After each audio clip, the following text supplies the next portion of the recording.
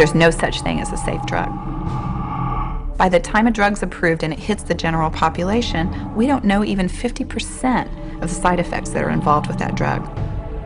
We were being trained to misinform people. I spent 15 years in the pharmaceutical industry working for some of the major manufacturers. It wasn't like I woke up one morning and said, you know, I need to get out of pharmaceutical sales. It was actually an awakening process for me. It was a spiritual and consciousness process where, as I started observing what was happening, what some of the drugs were doing, the misinformation, the disinformation, that I was being encouraged to minimize side effects when I talked to doctors, I started to recognize that these patients were literally being tortured by the drugs that they were given. My niece was 20 years old. She was attending Indiana University, and she was a pre-med student. Extremely intelligent, beautiful woman, and just a beautiful spirit inside and out. She was in a car accident and was prescribed Vicodin, hydrocodone, for pain, and became addicted. While she was studying, she determined that the sedative properties of her drugs were keeping her from being able to concentrate, so she purchased some ephedra, which is a stimulant. She had a drug interaction and ended up in the emergency room at the local hospital. And they tagged her with a bipolar illness diagnosis, not a drug toxicity or reaction to the drugs that she was on. And they started giving her more major antipsychotics and mood stabilizers, and that set her on the road to becoming a mental patient. She eventually had to drop out of school after a 5-month period of trying to withdraw from Effexor and all of the other antipsychotics and drugs that they had put her on. She was extremely severely depressed, and her mom was on her way home to take her forcibly back to the psychiatrist and get her placed back on drugs. So my niece walked into her younger sister's room and took an angel-shaped lantern that was filled with oil and poured it over herself and ignited it, and she burned herself alive.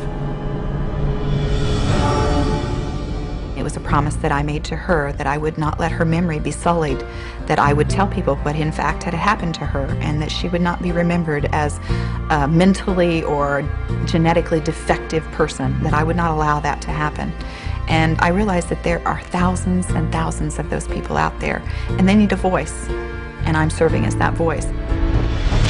Now, how's this for a very scary number? In the last 10 years, the use of antipsychotic drugs on young children and teenagers has increased more than 500%. There's growing concern these drugs are being given in even greater doses to kids in foster care, putting them in a virtual chemical straitjacket.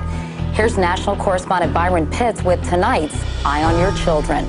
Yes, this child is on 6 different psychotropic drugs, 7 different psychotropic drugs. Gwen Olsen is a child advocate and a former pharmaceutical rep who quit her job and wrote this book, Confessions of an RX Drug Pusher, after seeing so many children given so many drugs. They clamp down on the central nervous system.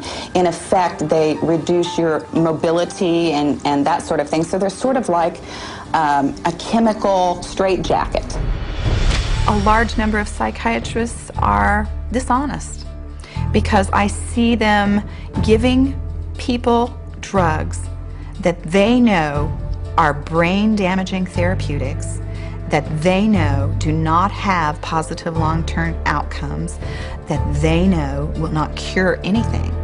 They just take a list of symptoms and then they call it a mental illness or a mental disorder.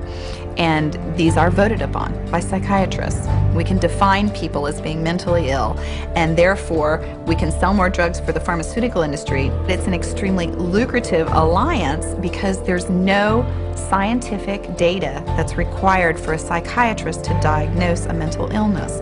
There's no blood test, there's no urine test, there's no PET scan, there's no medical evidence required. And so therefore that broadens the potential patient population considerably. I was so disillusioned as well as angry when I really found out how much deception, how much misinformation was taking place, and how I had been used in that game. Because I literally was the one who was on the front lines. I was harming people unintentionally, but I was responsible. And I carry a burden for that now. I decided that in order for me to be able to live with myself based on what I had observed and participated in, that I had a moral obligation to get out and inform other people. When I have talked to as many people that I have talked to in the last year, when I have seen as many psychiatric patients damaged, I know that what I'm doing is a calling. It's a spiritual calling for me. And I do it with great conviction, and I do it with passion, because I understand that this is a situation that's not going to get any better unless people that have this experience and knowledge start speaking out.